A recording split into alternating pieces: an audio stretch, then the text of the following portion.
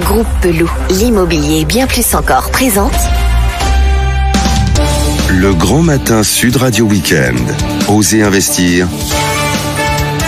Thomas Binet. Bonjour, vous êtes sur Sud Radio et vous écoutez Osez investir, votre rendez-vous hebdomadaire sur l'investissement réussi. Achat, vente, conseil et innovation, tout pour vous accompagner dans vos choix de placement. Au sommaire de ce 18e numéro, le tour du propriétaire avec les informations prioritaires de cette huitaine. Le professionnel de la semaine, nous recevons Éric Cosra, président du groupe Perial, spécialisé dans la gestion d'actifs immobiliers, la gestion locative et le syndic de copropriété. Le coin de l'expert avec notre consultant expert en produits de diversification, Patrick Ribouton, qui est sur le plateau d'Osez investir afin de nous délivrer sa première chronique de l'année. Et le dernier sujet sera la clé de la semaine. Nous allons parler assurance habitation et c'est dans un instant. Le tour du propriétaire, les deux informations prioritaires de la semaine. Première information, la loi de finances 2020 a été publiée au journal officiel, mais que doit-on en retenir ? Pour le volet traitant de l'immobilier, certains points ont été modifiés. Parmi ces derniers, je souhaitais en mettre quelques-uns en avant. Tout d'abord, la suppression intégrale de la taxe d'habitation pour 80% des contribuables en 2020 et pour les 20% restants en 2023, tout en sachant que ces derniers bénéficieront d'allègements dès 2021. Le prêt à taux zéro pour l'achat ou la construction d'un logement neuf en zone B2 et C qui correspondent à des zonages en fonction d'une situation plus ou moins tendue et prolongée jusqu'en 2020. Inclus. Pour les locataires, la réforme des APL, aide personnalisée au logement, prendra en considération les ressources des 12 derniers mois et non plus des revenus perçus 2 ans avant. Deuxième information prioritaire de la semaine, selon meilleursagents.com, le prix de l'immobilier continue de grimper. Une hausse de 5% dans les 10 plus grandes villes de France et de 1,5% en moyenne sur le reste de l'Hexagone est à attendre en 2020.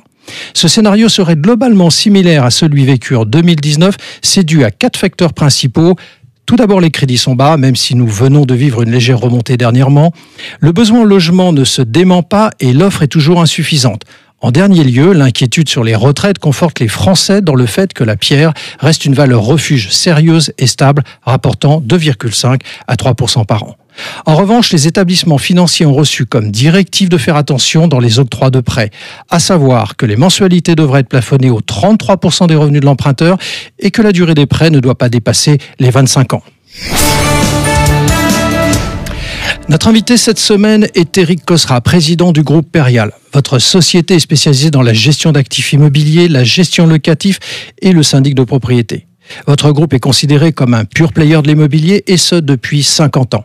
Vous gérez à travers votre filiale Perial Asset Management plus de 4 milliards d'euros, comptant ainsi plus de 550 immeubles. Bonjour Éric Cosra. Bonjour. Vous avez créé une SCPI dédiée au Grand Paris et c'est à ce titre que nous vous recevons sur le plateau d'Osez investir. Pour nos auditeurs, je rappelle en quoi consiste donc ce Grand Paris. D'ici 10 ans, 68 gares vont être construites, 200 km de lignes automatiques mises en place, doublant ainsi le réseau actuel, et 7 pôles de compétitivité thématiques devant développer l'attractivité économique autour de Paris. Pensez-vous, Éric Cosra, avant toute chose, que le Grand Paris est un bon projet pour la région parisienne ? Alors je pense que c'était un excellent projet. D'abord, c'est le plus grand projet d'aménagement du territoire en Europe, il faut le souligner. Ça fait longtemps que ça n'était pas arrivé en France. Et ce projet a 2 objectifs. D'abord, un objectif tourné vers l'extérieur qui est de maintenir Paris comme une grande métropole mondiale et de faire de Paris un pôle d'attractivité pour les entreprises.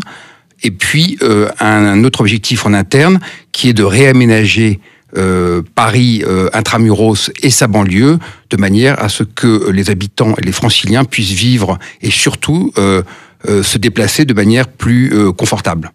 Dans le début de ma première question, j'évoquais les 7 pôles de compétitivité, d'excellence et d'attractivité qui sont prévus autour de Paris, redessinant ainsi l'offre immobilière de bureaux et de locaux d'activité. Vous avez une activité dans le tertiaire, concrètement. Comment appréciez-vous cet apport de nouvelles constructions ?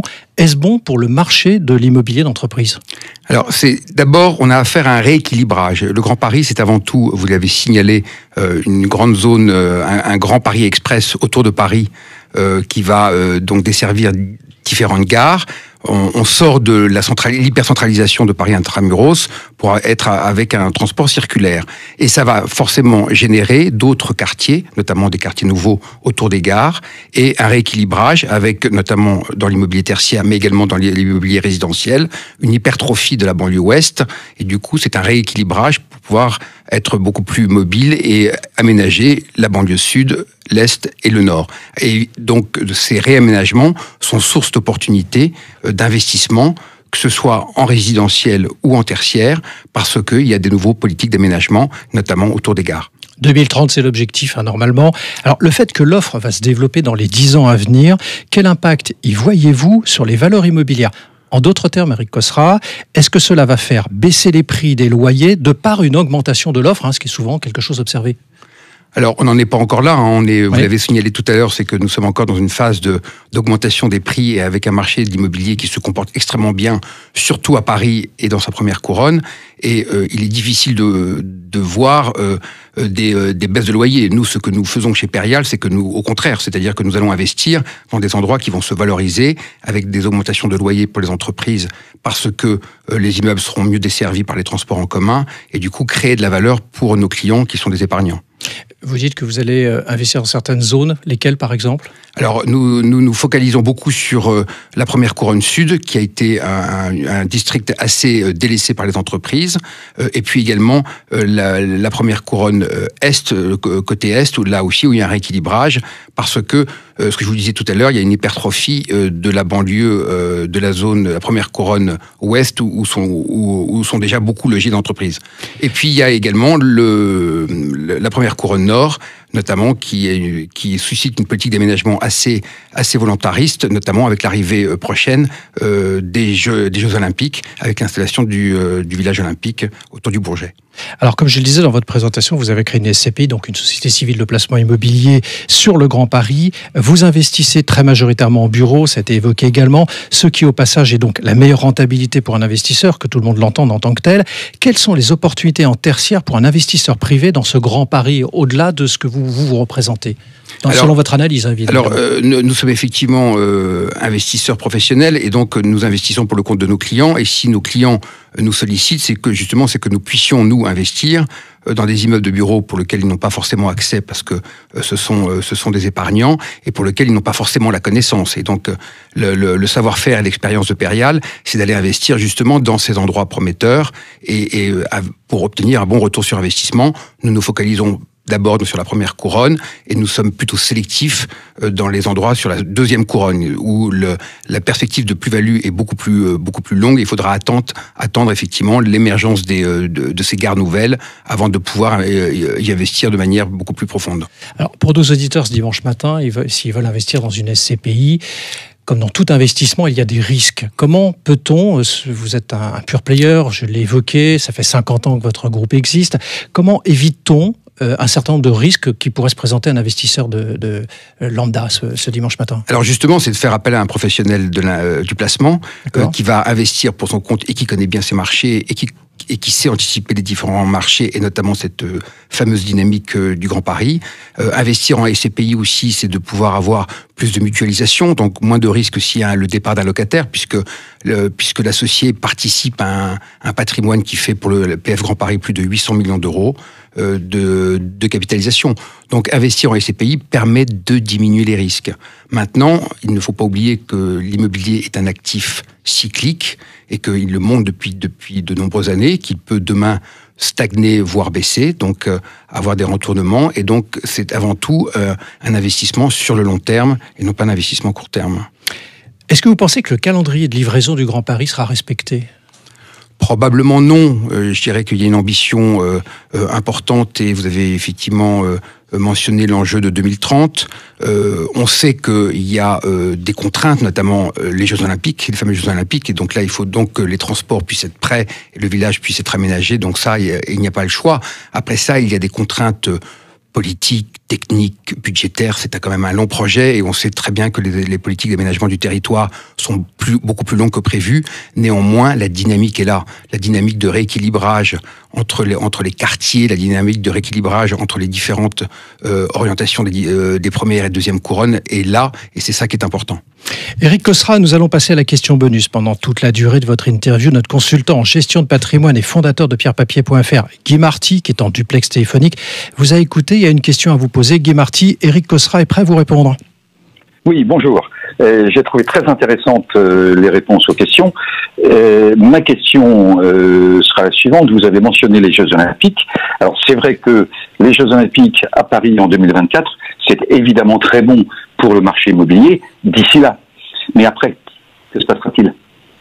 Alors, si on se focalise sur le village olympique, puisque c'est surtout, en termes d'équipement immobilier, c'est surtout là où se concentre cette problématique immobilière, il est déjà prévu une transformation de ce village en résidence, en résidentiel, notamment en résidentiel donc avec des loyers modérés. Et nous savons tous que donc le carrefour Pleyel où sera ce village olympique, donc dans la première couronne nord, il y a une très très forte demande de logement, parce qu'il ne faut pas oublier aussi que dans le Grand Paris, il y a des gens qui ont du mal à se loger, et donc ce village trouvera forcément preneur, parce qu'il sera reconverti en résidentiel. Merci Éric Cosra de nous avoir rendu visite dans Osez Investir, et je rappelle que vous êtes le président du groupe Perial, spécialisé dans la gestion d'actifs immobiliers, la gestion locative et le syndic de copropriété. Le coin de l'expert, et cette semaine, c'est Patrick Ribouton, notre consultant en produits de diversification, qui est à nos côtés. Patrick, la France est une destination touristique majeure. Est-il opportun de choisir un investissement hôtelier ? Avec près de 90 millions de touristes, la France est depuis de nombreuses années la première destination touristique mondiale. Choisir un investissement hôtelier en France, c'est sous certaines conditions retenir une activité fleuron de notre économie. Alors Patrick, un hôtel, c'est un immeuble ? Non Thomas, ce n'est pas un actif immobilier comme les autres, c'est un actif économique. Il y a certes des murs, mais il y a aussi et surtout un fonds de commerce qui comprend l'enseigne, le mobilier et la clientèle. La valeur des murs dépend à titre essentiel de la valeur et de l'activité du fonds de commerce. Le prix au mètre carré de l'immobilier n'est donc pas, et de loin, le seul critère qui forme la valeur d'un hôtel. Alors quels sont les éléments qui concourent à sa valeur ? C'est la trilogie des 3 E, équipement, emplacement et exploitant. L'équipement, en rapport avec les services et la surface des chambres, conditionne le nombre d'étoiles décernées par des autorités administratives qui réalisent des contrôles réguliers. Il place aussi et surtout l'hôtel dans un segment économique de marché. L'emplacement, quant à lui, est d'autant plus essentiel que l'on est en présence d'une activité commerciale. Et donc le troisième E, c'est bien l'exploitant ? C'est l'élément central par son chiffre d'affaires et sa profitabilité. Il concourt à donner une valeur économique à l'actif, bien au-delà de sa valeur immobilière. On devra notamment apprécier le taux d'occupation de l'hôtel, le RevPAR, comprenez le revenu par chambre, et enfin le résultat brut d'exploitation. Alors quels sont les points de vigilance, Patrick ? Il convient de vérifier ce dans quoi l'on investit. Un investissement mur et fonds n'expose pas au même risque que l'acquisition de murs seuls. La date de la dernière rénovation de l'hôtel et la mise aux normes sont essentielles car l'obsolescence est très rapide. Mais au-delà de tous ces éléments, l'expérience et le benchmark de l'exploitant sont les facteurs clés. Merci Patrick Ribouton. Et maintenant, place à la clé de la semaine. Je vais vous parler d'assurance en habitation. Comme tout le monde le sait, l'assurance habitation est obligatoire pour tous les foyers. Et pourtant, on a tous l'impression qu'elle est souvent inutile et surtout très chère jusqu'au jour où l'on fait face à un problème concernant notre logement. C'est donc à ce moment-là qu'on découvre si l'on est bien couvert ou pas. Et souvent, on est très vite déçu. Une start-up répondant au nom de Luco, entendez LUKO, est spécialisée dans l'assurance et la protection des foyers pour les particuliers. Elle est 100% en ligne. Luco assure votre foyer pour les incendies, les dégâts des eaux, la responsabilité civile, vol, vandalisme, tempête, catastrophe naturelle. Il suffit simplement d'aller sur leur site internet luco.eu, vous renseignez votre adresse et cliquez sur « Obtenir mon prix ». À partir de cette étape, vous allez devoir inscrire quelques informations concernant votre logement, telles que la surface, le nombre de pièces et d'autres critères à remplir. Lorsque vous avez complété ce petit formulaire, Luco vous fait une proposition financière mensuelle pour assurer votre logement. En ce qui concerne le prix, par exemple pour un appartement de 80 mètres carrés de 4 pièces en étage intermédiaire à Boulogne-Billancourt, il faudra compter 37 € par mois. Luco peut également vous assurer sur d'autres sujets. Je vous conseille donc de vous rendre sur leur site pour prendre connaissance de toutes leurs propositions. Voilà, c'était le 18e numéro d'Oser Investir, l'hebdo de l'investissement réussi. Merci de nous avoir suivis. Vous pouvez retrouver l'intégralité de l'émission sur sudradio.fr dans la rubrique podcast ou sur vos smartphones en téléchargeant l'application Sud Radio. Mais également sur oserinvestir.fr où vous retrouverez l'émission ainsi que les anciennes et bien plus encore. Bon dimanche et à la semaine prochaine. Besoin d'un spécialiste en immobilier? Depuis plus de 50 ans, le groupe Pelou est le partenaire de toutes vos opérations immobilières. Avec 3 structures complémentaires qui vous apportent des solutions immobilières sur mesure. Besoin d'informations? Retrouvez-nous sur groupepelou.com. Groupe Pelou, l'immobilier et bien plus encore.